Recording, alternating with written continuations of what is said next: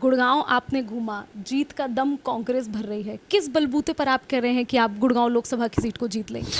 गुड़गांव में विकास की जो योजनाएं थी जो 10 साल पहले शुरू भी हुई थी, उनको भी वहीं ठंडे बस्ते में डाला। मैं तो इनके खिलाफ लड़ रहा हूँ कि जो सहूलतें मिलनी चाहिए वो सहूलतें क्यों नहीं मिल रही हैं। गुड़गांव लोकसभा का जब जिक्र होता है तो भारतीय जनता पार्टी और बीजेपी से उम्मीदवार राव इंद्रजीत सिंह का भी जिक्र होता है।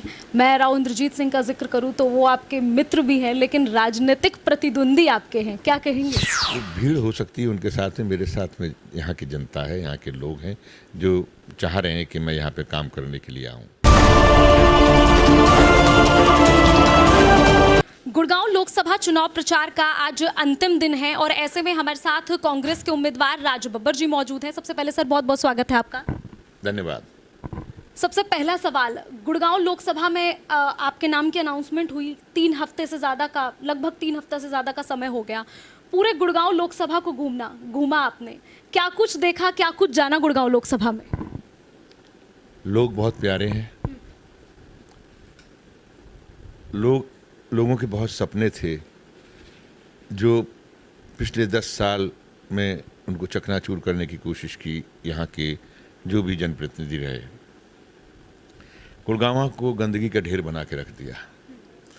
गुड़गांव में विकास की जो योजनाएं थी जो 10 साल पहले शुरू भी हुई थी, उनको भी वहीं ठंडे बस्ते में डाल दिया।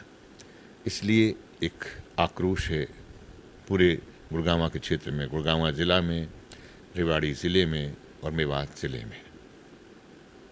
पूरा गुड़गांव आपने घूमा, जीत का दम कांग्रेस भर रही है। किस बलबूते पर आप कह रहे हैं कि आप गुड़गांव लोकसभा की सीट को जीत लेंगे? मैंने तो नहीं कहा। मैं तो ये कह रहा हूँ कि जनता जीत लेगी। जनता जीतेगी। राज बब्बर तो सिर्फ निमित्त एक जो है प्रत्याशी के रूप में है।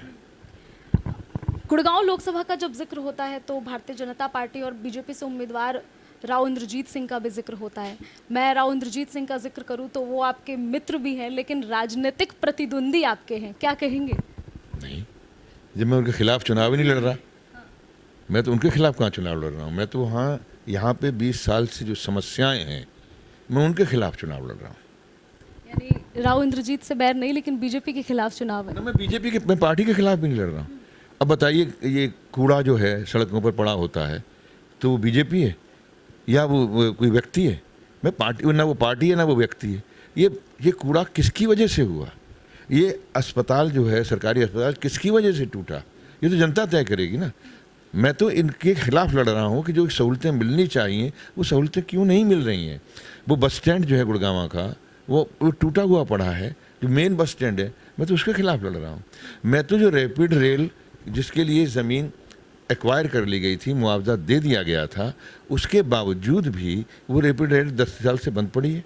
मैं तो उसके खिलाफ लड़ रहा हूँ कि आखिर कौन है वो लोग।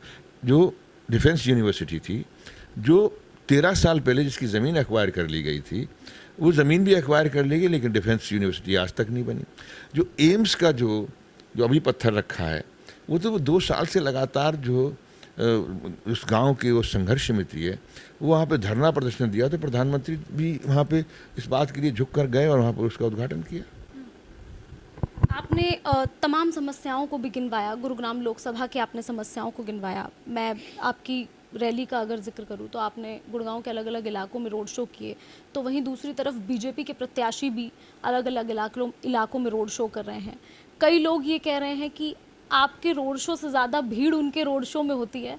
कहीं जनता आपके रोड शो में आती है और फिर वापस उनके रोड शो में जाती है, तो यानी वोट बैंक बदल गया।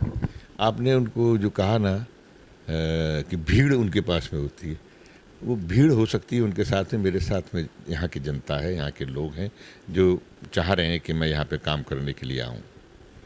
आखिरी सवाल मैं लूँगी सर आपसे, क्योंकि गुड़गांव लोकसभा है और आज अंतिम दिन है प्रचार का। क्या कहना चाहेंगे आप लोकसभा की जनता से?